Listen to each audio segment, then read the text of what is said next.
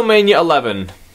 I have not seen this show since 1995, the day after it happened. I remember it vividly like it was yesterday. The show was on Sunday night. I had school the next day. I was, what, in 1995? I would have been 7. So, I had to go to school. My mum recorded this on VHS for me. The next day, she was busy after school, so I remember I was picked up from school by my mum's friend, and I had to go to my mum's friend's house with her kids. And I was so annoyed because all I wanted to do was go home and watch wrestling. Anyway, my mum turns up after about, let's say, an hour or something, and I rush home. I take the keys off my mum and I rush home. She says, "Okay, I'll follow you down," because it was just literally like a one road down to my house. So I ran down. Mum's walking, I've got the keys, I race in there, put the tape, rewind it, play, and I watched this show, and I've not seen it since then. So I've got a mixed review of it, because this has got terrible reviews from a lot of people, but it was quite interesting for me to watch it, having not seen it for a very long time. So let's get into it, shall we? First match, Lex Luger and the British Bulldog, the Allied Powers versus Jacob and Eli Blue, the Blues Brothers. Also known as Ron and Don Harris and Skull and 8 Ball. You know the guys, the big, bald, tough guys, twins. Legitimate tough guys apparently in the business. I had an issue with Shawn Michaels back in the day. Right, this match was quite bland and quite boring. The winner of the match was Luger and Bulldog, the Allied Powers. I thought the Allied Powers could have been a better tag team than it was. They could have gone a long way. Like, these are two guys who are proper heavyweight wrestlers, proper guys who could be in heavyweight contention, but were never really seen as that by the WWF, or never really reached that stage in the WWF, so they could have been a proper good tag team, couldn't they? This match was okay. Luger and Bulldog won. Nothing really to say about it.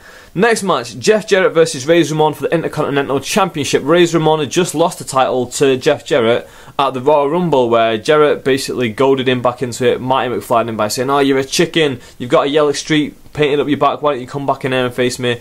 Ramon hobbles back in there. Jarrett beat him at WrestleMania. Jarrett got the win again, I believe, in this show. So yeah, Jarrett beats Razor Ramon and keeps his IC title. Next match, Undertaker versus King Kong Bundy. Obviously, we all know Undertaker's WrestleMania streak, undefeated. This is the first time they ever mentioned it, that he's never been beaten at WrestleMania, and Undertaker beats King Kong Bundy. Again, the storyline at the time was that Ted DiBiase's $1 Million team were basically trying to beat the Undertaker. Undertaker had already got rid of the fake Undertaker, who Ted DiBiase brought in. And obviously, Ted DiBiase originally was the guy who first brought in the Undertaker at Survivor Series 1990. Or was it 91? 1990. It was 1990 when he first brought him in. It was 1991 when he first won the world title. That's a little bit of interesting tidbits to throw in there. Yeah, so Undertaker versus King Kong. I almost said King Pong Bundy. Anyway, King Kong Bundy. Undertaker. Undertaker beats him, but not before the Money Inc. re-steal the urn, because he'd already had it at the start of the show. Undertaker wanted to steal it back, but then Karma stole it again, and then he said, "I'm going to melt this down into a big gold chain." Fair enough, Undertaker gets the win. That's all we have to say about that one, really. Boring match, apart from all that. King Kong Bundy, probably only of his third WrestleMania appearance, even though this is WrestleMania 11, and he was on the first one and the second one. Oh, he was on the third one as well, wasn't he? Anyway, next, after this, we got a little interview segment where it had a load of NFL players who were in the pro team, or I don't know what they call it, basically the all-star team, the dream team of that year, the best performing players. And basically they all came out and they all cut promos on different members of the $1 Million team, because obviously later on in the show would be Lawrence Taylor versus Bam Bam Bigelow. Lawrence Taylor being an American footballer, Bigelow being a member of the $1 Million team. These promos are absolutely rubbish. I hated it watching it. I absolutely hated it. I understand where WWE are coming from, but I really disliked this in complete honesty. Anyway, next match. WWF Tag Team titles. The Smoking Guns to defend against Owen Hart and his mystery partner. Who's his mystery partner going to be? Yokozuna. Proper random tag team, to be honest, but interesting that they threw them together. Obviously, Yokozuna and Owen Hart got the win in probably one of the most random tag teams ever thrown together in my early days of watching pro wrestling and then becoming tag team champions, because Owen Hart was a good wrestler in his own right. Yokozuna was the next world heavyweight champion, so interesting how they dropped him down the card. And they won this match. Pretty boring match again, not much to say about it. Next up, Bret the Hitman Hart versus Bob Backlund in an I Quit match. Both guys former world champions. Bret Hart had lost the world title to Bob Backlund with help from Bret's own brother, Owen Hart. Bob Backlund had then lost the title himself to Diesel, who was going to defend the title later on in this show. So here it is, I Quit match. Bret versus Bob Backlund. Bret wants his revenge for losing his title unfairly against Bob Backlund. And he does. He beats him via the crossface chicken wing, I think, which is Bob Backlund's own move at the time, and Bob Backlund ended up tapping out. This is an okay match. Like I've said in all these videos, I'm a huge Bret Hart fan, so obviously I do enjoy his stuff. I don't really have much to say about it in terms of match quality. Apart from it was decent. The story that was told was basically that Bret wanted his revenge, like I was just saying, but again, not really that interesting. I've almost finished this review and I'm only 5 minutes in. Next match, World Heavyweight Championship match, Diesel versus Shawn Michaels.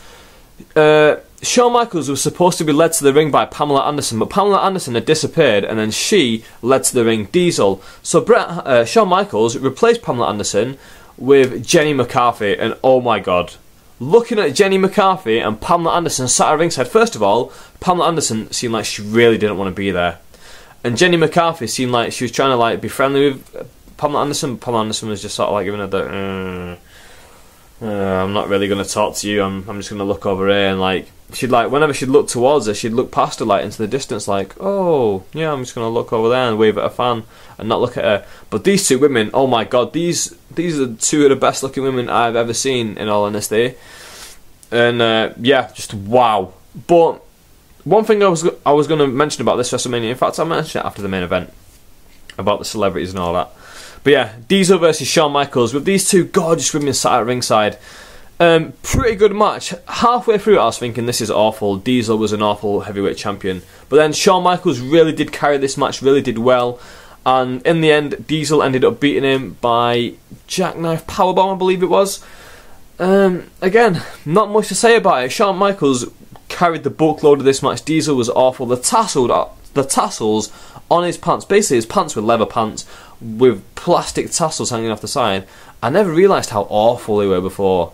They were absolutely terrible, these little tassels. It makes him look really ridiculous and really corny and cheesy and pop and generic. Well, not even generic, just trying to be flashy but failing miserably. So yeah, Diesel beats Shawn Michaels, keeps hold of the World Heavyweight Championship, and after the match, Jenny McCarthy and Pamela Anderson both get in the ring with him. So does Jonathan Taylor Thomas, the kid from Home Improvement, and so does some guy from some cop show in America. I don't know who he was, in all honesty. So yeah, he leaves the ring with these two gorgeous women, and I was just looking wow, these two women are amazing. Massively amazing. Jenny McCarthy and Pamela Anderson, what else could you want? Anyway, main event time. Oh no, quick mention also. This is the first time I'd watched one of these matches and thought that they picked the wrong winner. Shawn Michaels should have won the world title here because he was so much better than Diesel. Or maybe that he shouldn't have won the world title. I was just thinking that while I was watching it, that Bret should have still been champion, in all honesty. Diesel was a terrible world champion. Shawn Michaels was so much better than him, and it just showed how miles ahead he was. And especially seeing as Bret was in the match before this, he showed how miles ahead he was as well. Bret should have still been champion, in my complete honest opinion. I don't like to be too down on Diesel because I did enjoy him a little bit at the time, but then again I was a 7-year-old kid who was just watching wrestling and he was being booked as the best wrestler in the world, so I was supposed to like him, wasn't I? Anyway, main event time, Lawrence Taylor versus Bam Bam Bigelow. Bam Bam Bigelow was in the finals of the Tag Team Titles tournament at the Royal Rumble, obviously the pay-per-view before this. What happened was Bigelow slips up when Tatanka runs into the ropes and then he gets pinned. Well, Bigelow's distraught, and as he's walking around ringside, Lawrence Taylor's laughing at him, so he pushes him and they get into a bit of scuffle. Anyway, one thing leads to another, and a match gets booked for WrestleMania. Wow, it's interesting how this happens all the time around WrestleMania time with celebrities, isn't it? How coincidental.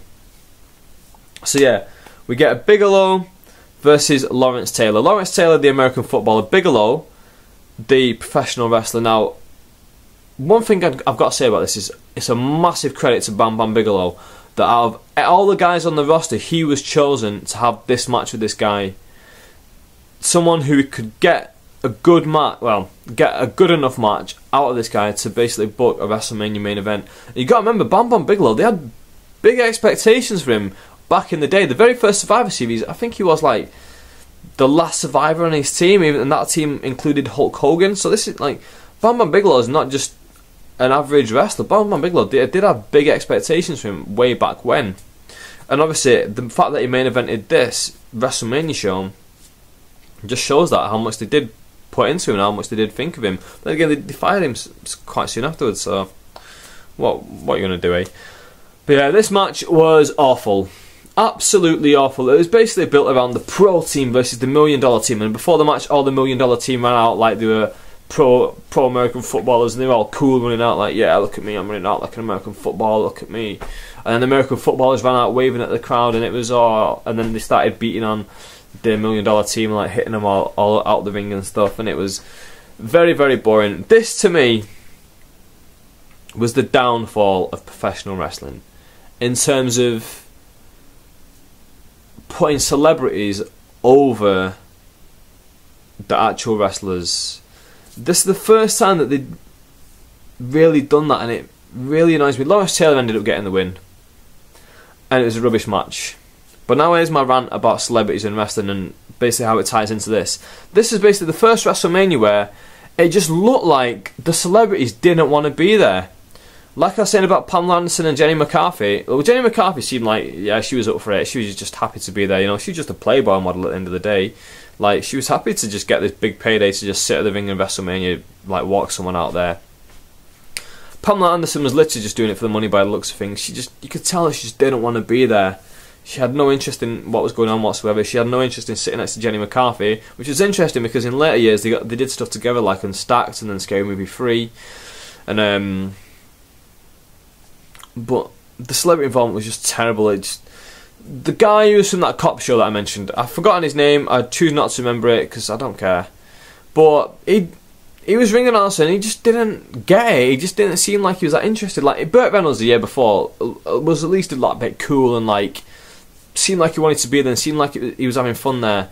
Whereas most of them were just like, even Jonathan Taylor Thomas, who was a kid, just seemed like he wasn't that interested. And the fact that they put Lawrence Taylor over Bam Bam Bigelow was a huge thing, and especially the way they put over the entire Pro Bowl team over the $1 Million team.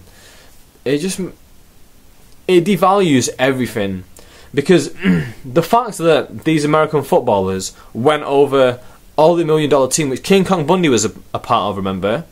And King Kong Bundy had already had a match with Undertaker that day, so Undertaker beats King Kong Bundy, but in quicker time in the main event, one of the members of the Pro Bowl team made King Kong Bundy look like a fool by tackling him off the apron, showing that I'm better than you as well.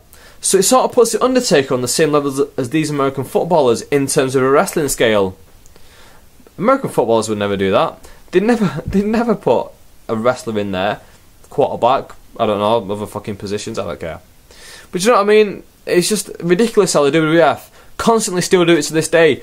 Floyd Mayweather beating the Big Show, Akibono beating the Big Show, then Akibono goes to Japan and just becomes a regular wrestler over there. How ridiculous is that? Akibono was a legit sumo wrestler apparently, so the WWE thought, you know what, we'll bring him over here and we'll have him have a match with the Big Show and we'll have him beating the Big Show. But then he goes over to Japan and he loses matches because they just see him as another wrestler. He's someone who wants to wrestle. Whereas WWE just go, oh, he's a celebrity, we should make the celebrities look even better than they do already. The celebrities are getting the paycheck. If you've got to throw them a bit of extra money to make sure that they lose, which I'm sure they don't give a shit about anyway, then they'll do it, they'll lose. Snooki last year, it really irks me how you keep putting celebrities over wrestlers. Now, there's rumours that Shaq's going to be at Mania this year, maybe a match against the Big Show. That would just mean that the Big Show will have to lose against him. It's ridiculous. Anyway, my overall thoughts of this show: it was fun to watch it because I've not seen it in a long time, but overall this is quite a poor show. I don't know your opinions on this show. Come on now, down here, come on, right down here. There's a few people who've been commenting. Ghost of Japan comments on a lot of my videos, thank you pal, as you shout out. Oh, there's a guy and his name begins with J and it might be Jason something, but I can't remember, but he's commenting on all these. Anyway, to everyone who's commenting, thank you honestly, because this is what these videos are for. So you can comment, I can comment back, and we can get the conversation started. Yeah? Thank you for watching this video. Like or dislike, subscribe up above, up there. And thank you very much for watching again. Put your comments down below. Let me know what you thought of the video. Let me know what you thought of this event. Let me know what you think of that topic of celebrities versus wrestlers. And if you think it devalues the wrestlers by having a celebrity beat them at the wrestlers' own game. Yeah, with that I'm out. Thank you very much for watching. I'll see you later.